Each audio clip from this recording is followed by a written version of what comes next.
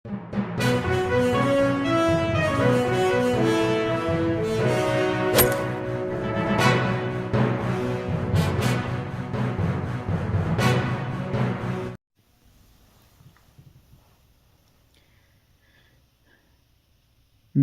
محترم، السلام علیکم ورحمۃ اللہ وبرکاتہ۔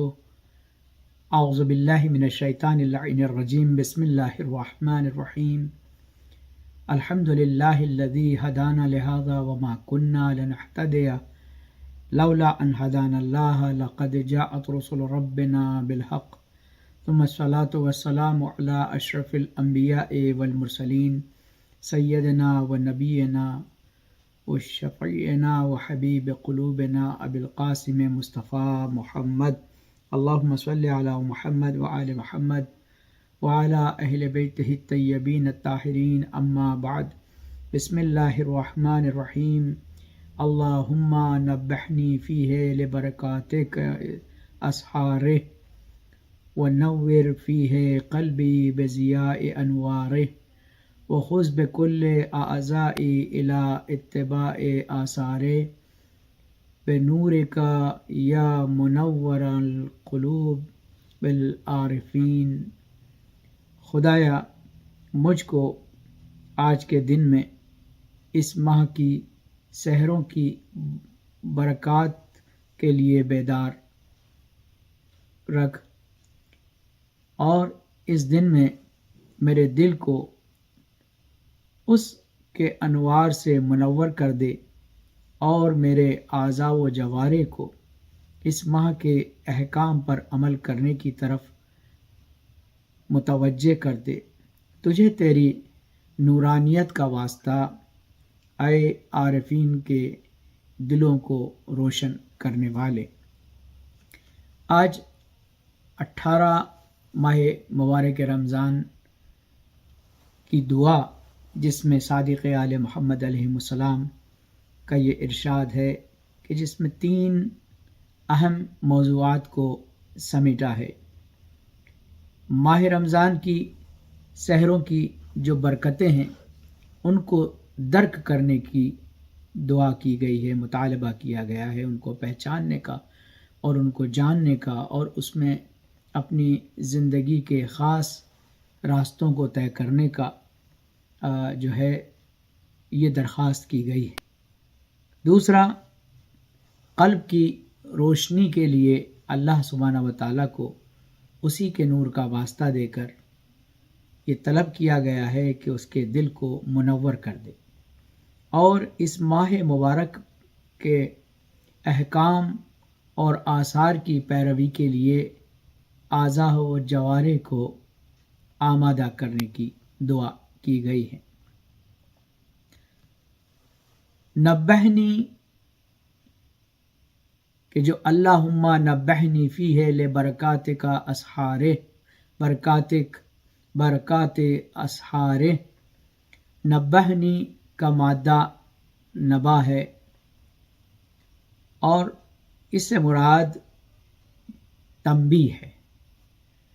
جس کا اردو میں بھی استعمال ہوتا ہے کہ کسی بات کی تنبیہ کرنا، لیکن عربی میں تنبیہ کے معنی بیدار ہونے، آگاہ ہونے اور متوجہ ہونے کے ہیں۔ ہمارے یہاں پر تنبیہ یعنی یاد دلانا، اردو زبان میں تنبیہ سے مراد یاد دلانا، متنبہ کرنا، یعنی یہ بھی استعمال ہوتا ہے۔ اور برکت کی جمع برکات ہے، یعنی ثبوت الخیر الہی فی شیء، کسی بھی چیز میں خیر الہی کا باقی اور جاری رہنا، اسے برکات کہتے ہیں۔ جیسا کہ قرآن مجید میں اس سلسلے میں بیان ہوا ہے، لفتحا علیہم برکاتہ من السماء والارض، یقیناً ہم نے ان کے لیے زمین و آسمان سے برکتوں کے دروازے کھول دیے ہیں، یعنی زمین و آسمان سے خیر الہی کو دوام بخشا ہے۔ اور اس میں اضافہ کیا ہے۔ سحر کی جمع اسحار ہے، طلوع فجر سے تھوڑے پہلے کے وقت کو سحر کہا جاتا ہے، اور جس طرح سے صبح چلنے والی بہشتی ہواؤں کو نسیم سحر کہا جاتا ہے۔ تزکیہ نفس اور تصفیہ روح کے لیے یہ بہترین وقت روایات میں بیان ہوا ہے، اور وہ مفید واقع ہوتا ہے کہ وقت سحر کو اللہ نے بابرکت قرار دیا ہے، چنانچہ اس کا ارشاد ہے کہ وہ من اللیل فتحجد بہی نافلہ لک عسا ان یبعثک، اور رات کے آخری حصے میں قرآن کے ہمراہ بیدار رہنے، یہ آپ کے لیے اضافی خیر ہے کہ اگر کوئی رات کے آخری حصے میں تہجد پڑھتا ہے، اللہ کو یاد کرتا ہے، تو یہ اس کے بعد جو کچھ وہ کلام پڑھتا ہے، دعا پڑھتا ہے، قرآن پڑھتا ہے، اللہ سے راز و نیاز کرتا ہے، وہ اس کے لیے اضافی خیر ہے کہ ان قریب آپ کا پروردگار اسی طرح آپ کو مقام محمود، یعنی اور انبیاء کے لیے کہا جا سکتا ہے کہ مقام شفاعت، لیکن آخری نبی کو بتایا ہے کہ مقام محمود تو وہی مقام ہے کہ جہاں پروردگار عالم نے اپنے نبی کو بنایا ہے۔ مذکور آیت میں قرآن کے ہمراہ بیداری سے مراد نماز شب ہے، جسے نافلہ تہجد کہتے ہیں، چونکہ نافلہ اور تہجد دونوں کا ذکر اس آیہ مبارکہ میں موجود ہے، جس کے معنی بیداری کے بعد واجبات سے ہٹ کر اضافی عبادت ہے، یعنی اپنے واجبات کو ادا کرنے کے بعد اس کا ذکر کرنا، اس کو یاد کرنا، اللہ کے نزدیک یہ اضافی عبادت ہے، اور یہ پیغمبر کے لیے ایک اضافی واجب عبادت تھی، یعنی جو ہمارے لیے مستحبات ہیں وہ انبیاء اکرام اور بالخصوص آخری نبی کے لیے واجب عبادت میں قرار پائی گئی تھی، جس طرح نماز شب ہمارے لیے مستحب ہے، لیکن آخری نبی کے لیے اور دیگر اس نماز کو واجب رکھا گیا تھا، جس کا نتیجہ مقام محمود یعنی منزل شفاعت ہے، کہ جہاں پر انبیاء کو جو اللہ نے شفاعت کا حق دیا ہے وہ نماز شب کی بنیاد پر، تہجد کی بنیاد پر ہے۔ پیغمبر اسلام کو اس مقام پر ہی خلق فرمایا ہے۔ کہتے ہیں کہ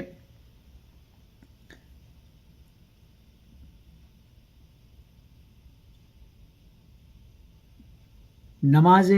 شب کی اپنی ایک فضیلت ہے، اور رسول اکرم صلی اللہ علیہ وسلم کے لیے مقام محمود ہے، تو پھر اس فضیلت کا آپ اندازہ لگائیے کہ نماز شب بندوں کے لیے بھی کتنی برکتیں، کتنی رحمتیں، کتنے رضوان اور غفران اپنے دامن میں رکھتی ہے۔ احادیث معصومین میں نماز شب کی بہت زیادہ فضیلت کا ذکر کیا گیا ہے کہ یہ نماز نصف شب کے بعد سے لے کر طلوع فجر تک پڑھی جا سکتی ہے، مگر اس کا وقت فضیلت ہنگام سحر ہے، یعنی اسی وقت۔ حضرت امام جعفر صادق علیہ السلام کا ارشاد ہے کہ 3 چیزیں مومن کے لیے دنیا اور آخرت میں فخر و زینت کا سبب بنیں گی۔ پہلی، نماز رات کے آخری حصے میں یعنی سحر میں۔ دوسرا، جو کچھ لوگوں کے پاس ہے اس سے بے توجہی، یعنی لوگوں کی مال پر اپنی نیت کو صاف رکھنا، دور رکھنا، ان سے نا امید ہو جانا اور اللہ سے امید لگانا۔ تیسرا، ولایت امام علی علیہ السلام اور آل محمد کی ولایت کو اور ان کی امامت کو قبول کرنا، یہ فخر و مباحات کا سبب بنے گی۔ سحر خیزی اولیاء الہی، علماء با عمل اور اللہ کے مقرب بندوں کی نشانی رہی ہے، جس کا ذکر قرآن مجید میں بھی والصادقین والقانتین والمنفقین والمستغفرین بالاسحار، اور یہ سب صادقین، قناعت گزار، راہ خدا میں خرچ کرنے والے اور ہنگام سحر استغفار کرنے والے ہیں، کہ جن کو اللہ نے بیان فرمایا ہے اپنے اولیاء۔ ایک اور جگہ پر ارشاد فرمایا ہے کہ کانو قلیلا من اللیل ما یہجعون، بندہ مومن وقت سحر استغفار خدا سے راز و نیاز اور مناجات کے ذریعے معنویات اور دنیا و آخرت میں اعلیٰ درجات کو حاصل کر سکتے ہیں، اور اولیاء الہی کے نزدیک بھی دعا کے لیے سحر کا وقت بہترین وقت قرار دیا گیا ہے۔ پیغمبر اکرم صلی اللہ علیہ وسلم کا ارشاد گرامی ہے کہ خیر و وقت دعوتم اللہ عز وجل فیہ الاسحار، یعنی تمہارے لیے خداوند عالم سے دعا کرنے کا بہترین وقت سحر ہے۔ اس کے بعد آپ نے اس آیہ کریمہ کی تلاوت فرمائی جس میں حضرت یعقوب کی دعا کو بیان کیا گیا ہے، میں تمہارے لیے پروردگار سے ابھی مغفرت کرتا ہوں۔ یہ واقعہ اس وقت کا ہے کہ جب حضرت یعقوب کے فرزندوں نے حضرت یوسف کے ساتھ کی گئی زیادتی کو بیان کیا، انہیں بتایا، اور قدموں میں سر رکھ کر رونے لگے کہ بابا آپ ہمیں معاف کر دیجئے۔ تو جناب یعقوب کا یہ جملہ اس وقت یہ تھا کہ جناب یوسف کی نسبت ان کے بھائیوں کے خیانت کے سلسلے میں حضرت یوسف یعقوب نے فرمایا سوف استغفر لکم ربی، میں ان قریب تمہارے لیے اپنے پروردگار سے طلب مغفرت کروں گا۔ اور اس کے لیے اللہ سبحانہ و تعالیٰ نے کہا کہ یعقوب ابھی رک جاؤ، سحر کا وقت آنے دو۔ یعنی وقت سحر آپ اندازہ لگائیے کہ حضرت یعقوب نے 20 سال تک اپنے ان بچوں کے لیے، چونکہ گناہ بھی اتنا ہی بڑا تھا کہ ایک نبی کے قتل کی جو ہے سازش، وہ بھائی ہو وہ الگ بات ہے، لیکن ایک آنے والے نبی کے لیے نبی کے قتل کی سازش، جس کے لیے حضرت یعقوب نے 20 سال سحر میں اٹھ کر ان بچوں کے لیے طلب مغفرت کی، استغفار کیا، توبہ کی، اور وہ بچے آمین کہتے رہے۔ ان اللہ یحب التوابین، اللہ توبہ کرنے والوں کو پسند کرتا ہے۔ لہذا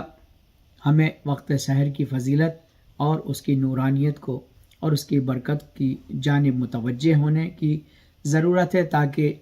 استغفار اور خدا کی عبادت کے ذریعے ہم اپنی عاقبت کو سنوار سکیں اور رزق دنیا اور زیادہ ہو، اور سحر خیزوں کو یہی بات نصیب ہوتی ہے۔ حضرت علی علیہ الصلوۃ والسلام ارشاد فرماتے ہیں کہ اللہ کے حکم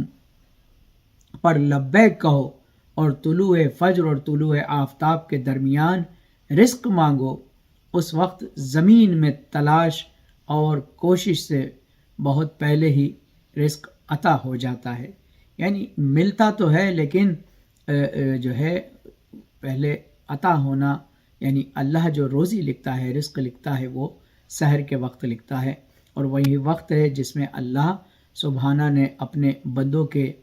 درمیان رزق تقسیم کرتا ہے۔ امام جعفر صادق علیہ الصلوۃ والسلام بھی ارشاد فرماتے ہیں کہ پس تم سحر کے وقت دعا کرو، چونکہ رزق اسی وقت تقسیم ہوتا ہے اور اسی وقت عظیم حاجتیں پوری ہوتی ہیں۔ اور آپ اندازہ لگائیے کہ جس سلسلے میں حضرت امام جعفر صادق علیہ الصلوۃ والسلام اس کے لیے بیان فرماتے ہیں۔ اور دوسرا فقرہ اس دعا کا وَنَوِّرْ فِيهِ قَلْبِي بِضِيَاءِ أَنْوَارِهِ، مذکورہ دعا کے پہلے جملے میں آیا ہے کہ خدایا ہمیں اس ماہ کی سحروں کی برکتوں کی جانب متوجہ فرما، اور پھر اس کے بعد یہ دعا کہ خدایا ہمیں اس ماہ میں اس مہینے کے انوار کی روشنی سے ہمارے دلوں کو روشن فرما۔ یقیناً دل کی روشنی ظاہری آنکھوں کی روشنی سے کہیں زیادہ اہمیت رکھتی ہے۔ اگر کوئی شخص جو ہے ظاہری آنکھوں سے اندھا ہے تو نابینا ہے، تو اس کے لیے صرف دنیا تاریک ہے، مگر کوئی دل کا اندھا ہو تو اس کی آخرت تاریک ہے اور برباد ہو جاتا ہے۔ لہٰذا سحر خیزی کے ذریعے اللہ کی عبادت اور بندگی اور توبہ استغفار کرنے سے انوار قرآن، انوار رحمت الہیہ سے اپنے دلوں کو روشن بنا لیں تاکہ عاقبت بخیر ہو اور آخرت روشن ہو۔ نور ماہ رمضان نورانی مہینہ ہے، چونکہ یہ اللہ کا خاص مہینہ ہے اور ذات الہی خود جو ہے نور ہے۔ اللہ نور السماوات والارض، اللہ آسمانوں اور زمینوں کا نور ہے۔ نور سے مراد وہ موجود ہے جس سے اندھیرے میں چھپے ہوئے اشیاء ہمیں نظر آتے ہیں۔ علامہ طباطبائی نے نور کی تعریف کچھ اس طرح سے بیان کی ہے۔ آپ فرماتے ہیں کہ یعنی بے نفس نفیس خود ظاہر ہوتا ہے کہ اپنے غیر کو ظاہر کرتا ہے، یعنی خود کے ظہور کے لیے کسی غیر کا محتاج نہیں ہوتا۔ یعنی نور سے دوسرے لوگ جگمگاتے ہیں۔ نور بذات خود اپنی ذات میں ایک روشنی ہے، ایک جگمگاہٹ ہے، اس کو کسی کا محتاج نہیں کہ وہ اس کو نورانی کرے، منور کرے۔ یعنی حقیقت ہے کہ شدت ظہور باعث خفا ہے، جس کی بنا پر اسے دیکھنے کے وسیلے کی ضرورت پڑتی ہے۔ اگر آپ کے وسیلے کے بغیر سورج کو دیکھو تو اندھیری نظر آئے گا، لہٰذا آنکھوں اور آفتاب کے دیکھنے کے لیے چشمہ عینک کی ضرورت ہوتی ہے اور اس کی ضرورت پڑتی ہے۔ اسی طرح سے جو ہے اللہ بھی نور ہے، مگر وہ نور ہے جس میں شدت ہے، لہٰذا اس کی معرفت کے لیے انبیاء اور ائمہ اہل بیت کی ضرورت ہے۔ اسی لیے اس نے حدیث قدسی میں اعلان کیا ہے کہ کنت کنز مخفیہ فاحببت ان اعرف فخلقت الخلق لأعرف، میں چھپا ہوا خزانہ تھا، میں نے چاہا کہ خود کو پہچنواؤں تو میں نے خاص مخلوق کو پیدا کر دیا۔ لہذا عزیزان گرامی، محمد و آل محمد کا جو ہے سلسلہ نور اس بات میں اب آج آنے والی جو رات ہے، یہ رات ہمارے اور آپ کے لیے جو ہے شب قدر اور شب ضربت بھی ہے۔ یعنی اس کا تعلق آپ اندازہ لگائیے، بہت سے لوگ کہتے ہیں کہ مولا علی کی شہادت کی ضربت کی شب اور شہادت بھی اس رات میں ہوئی ہے، یعنی اس سحر میں آپ کو زخمی کیا گیا جو شب قدر تھی۔ اس کے اعمال انجام دیتے ہیں۔ پہلے یہ جانا جائے کہ یہی شب ضربت ہے اور اسی رات کو جو کہا گیا ہے بسم اللہ الرحمن الرحیم انا انزلناہ فی لیلۃ القدر وما ادراک ما لیلۃ القدر۔ لیلۃ القدر جو ہے، جو قرآن جو ہے وہ مظروف ہے، وہ نازل ہوا ہے، اور جس میں اللہ نے نازل کیا ہے اس کو لیلۃ القدر قرار دیا ہے۔ وما ادراک ما لیلۃ القدر، اور پھر اس نے اس بات کو بھی کہا کہ تم نہیں جانتے کہ لیلۃ القدر کیا ہے۔ یعنی قرآن جو ہے مظروف ہے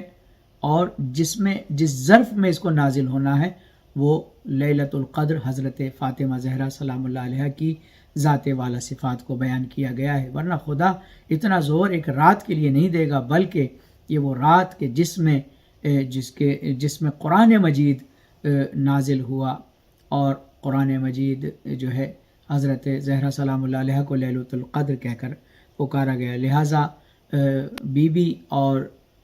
ان کے شوہر حضرت امیر المومنین علی بن ابی طالب علیہ الصلوۃ والسلام سے بھی متعلق یہ رات ہے۔ لہٰذا اس رات میں کیے گئے اعمال 1000 مہینوں کے اعمال سے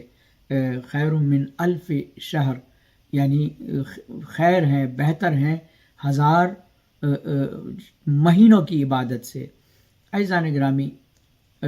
1000 اس زمانے میں سب سے بڑا نمبر ہوتا تھا، اس سے زیادہ اس زمانے کے لوگ جو ہے شمار نہیں جانتے تھے، گنتی اور کاؤنٹنگ نہیں جانتے تھے، لہٰذا ان کو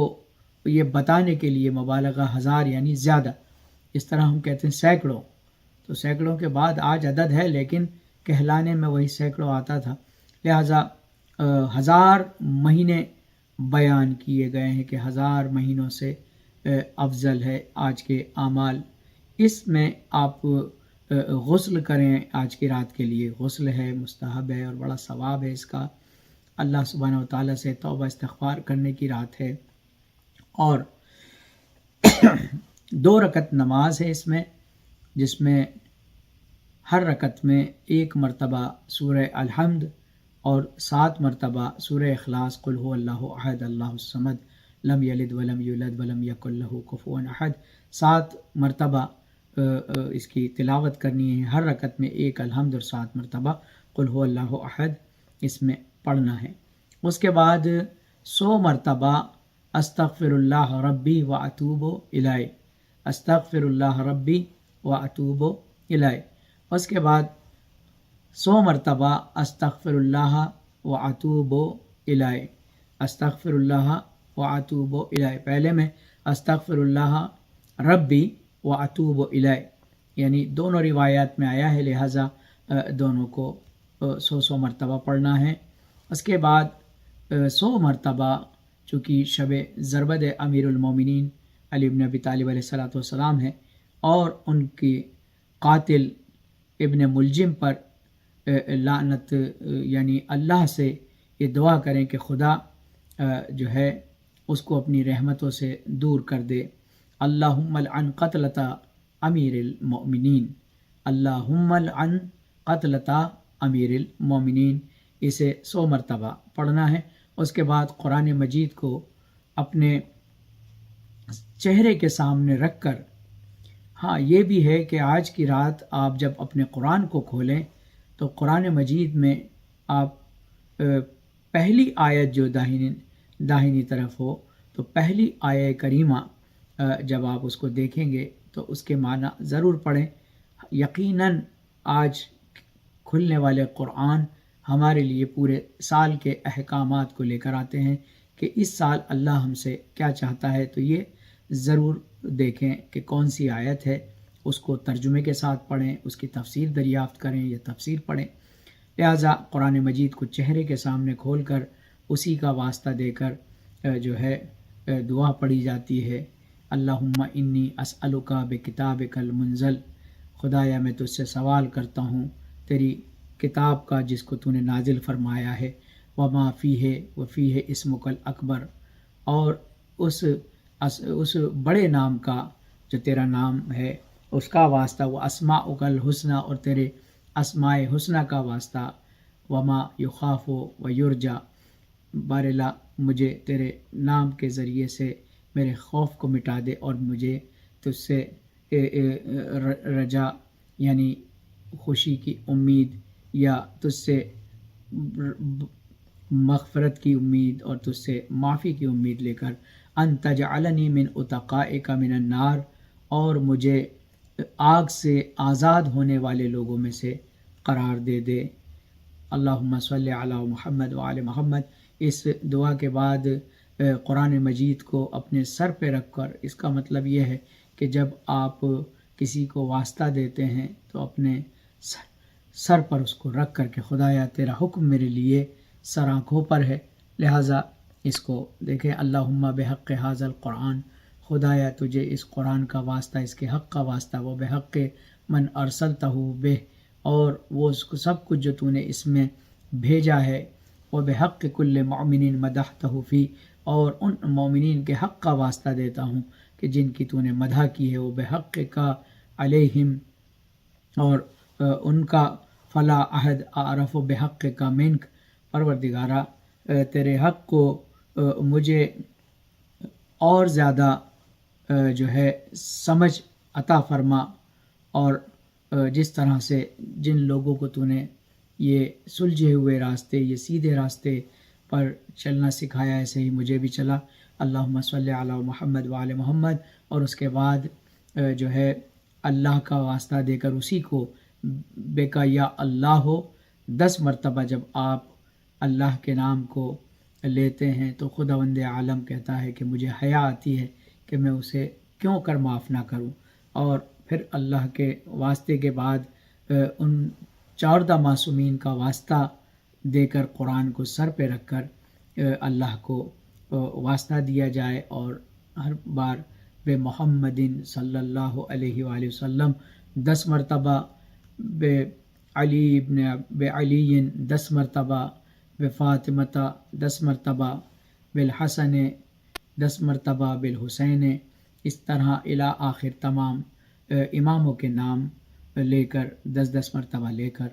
آج کی رات اپنے لیے معافی کی طلب کی جاتی ہے، گناہوں سے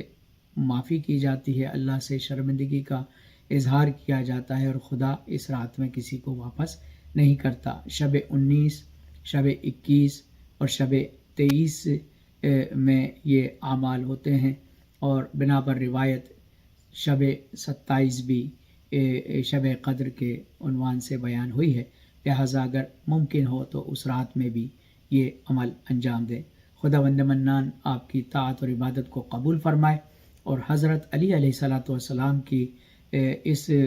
مظلومیت کے ساتھ ہونے والی شہادت پہ صبر عطا فرمائے، اور اس کے لیے حضرت رسول اکرم اور حضرت فاطمہ زہرا اور دیگر تمام فرزندان علی کو ان کا عرصہ دیا جائے۔ والسلام علیکم ورحمۃ اللہ وبرکاتہ۔